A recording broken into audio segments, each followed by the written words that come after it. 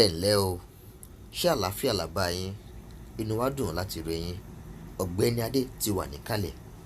Lọ́sẹ̀ yìí a máa sọ̀rọ̀ nípa position, ìyẹn ipò lédè Yorùbá. A rọ̀ yín pé kẹ́ ẹ tẹ́tí sí ìjíròrò tó wáyé láàrin Ọ̀gbẹ́ni Adé àti àwọn akẹ́kọ̀ọ́ ẹ̀.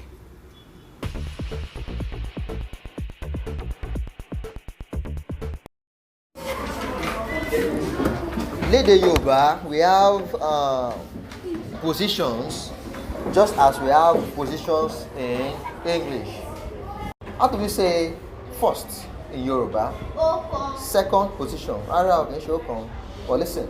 How do we say first position lédè Yorùbá? Second position lédè Yorùbá? Third position lédè Yorùbá? Fourth, fifth, sixth, seventh, eighth, ninth, and 10th. The more you know your 1 to 10 in Yoruba language, and what is 1 to 10 Yoruba language? 1, Okan, 2, Keji, 3, Eta, 4, Kerin, 5, Karun, 6, Kefa, 7, Keje, 8, Kejo, 9, Kesan, 10, Kewa.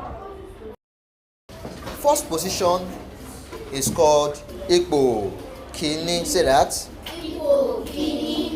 Kini. How do we call second position? Based on the number that you already know from 1 to 10. What is second position? Keji. How do we say third position? Keta. How do we say fourth position? Kerin. How do we say fifth position? Karun. How do we say sixth position? Kefa. How do we say seventh position? Keje. How do we say eighth position? Kejo. How do we say ninth position? Kesan. And the last one, 10th position. How do you say it in Yoruba? Kewa. Kewa. So that is how we say position in Yoruba. That is the end of today's class. Ó dàbọ̀. Bye.